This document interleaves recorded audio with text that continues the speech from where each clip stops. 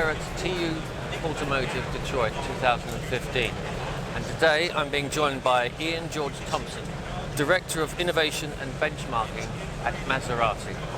Hi, thanks for joining us. Right, first of all, can I ask about your role within the organisation? What do you do? My role is to look into innovations in the whole vehicle for the next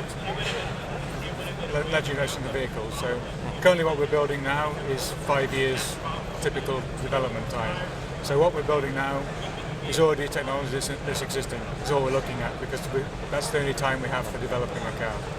So my role in innovation is to look into what's coming for the next generation of vehicles. So the next models from what we're building now. So the replacements in 5 years to 10 years time.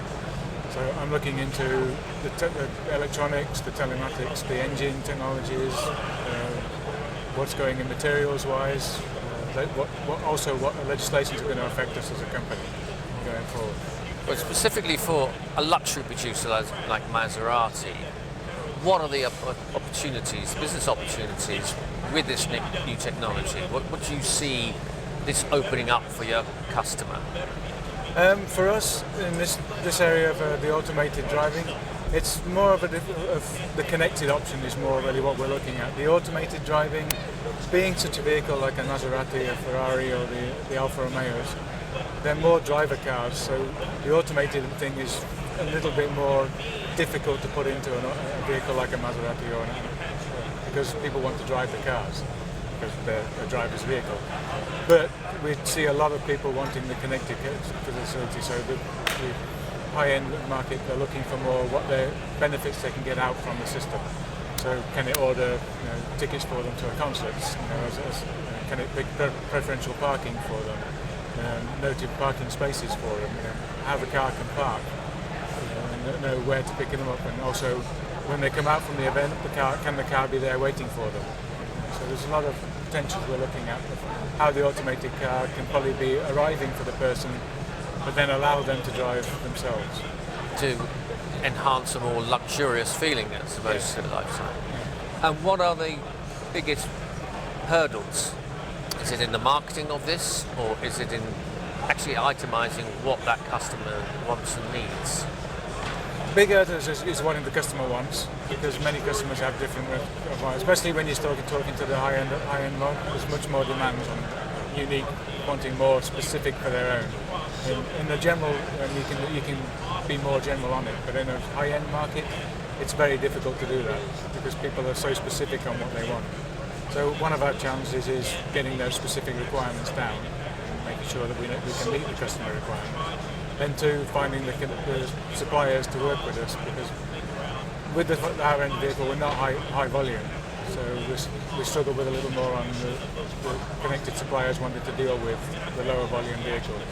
But at the same time, that technology would have to be much more flexible than you would find in an average car. Absolutely, yeah. I mean, the challenges are a lot higher. I mean, we've got much more requirements, and specific requirements that the customers are looking for.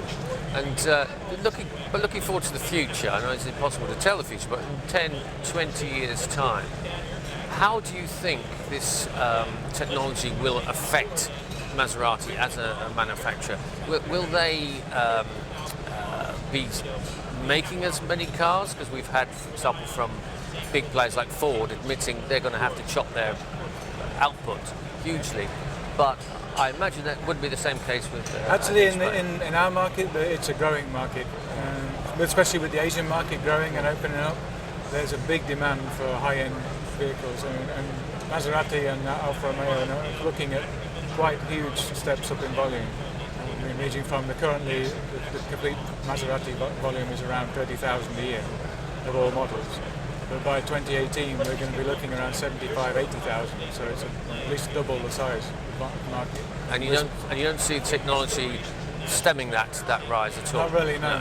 If anything, it's actually going to stimulate it because it's going to make it more challenging for us because we're going to have to increase volumes, which is not something we've done before, but also meet the new technology requirements that everyone's wanting in a car. While I imagine maintaining quality. While maintaining high quality and the demands of customers want. Excellent. And just finally, an event like this, for Maserati? What does this bring to your business? For me, it's a bit an opportunity to see what's going out there. It's a good connection post, networking capability, because really we're kind of a little insular in being in Italy. We're not out there in the market. It's a lot more bigger here in the US markets and also in the Asian markets. Europe is a bit behind on it. So for me, this is the opportunity to come out and see what's going on, what's the new technology. Excellent. Where can I meet? Excellent. Thank you for talking to me. Thank you. Pleasure.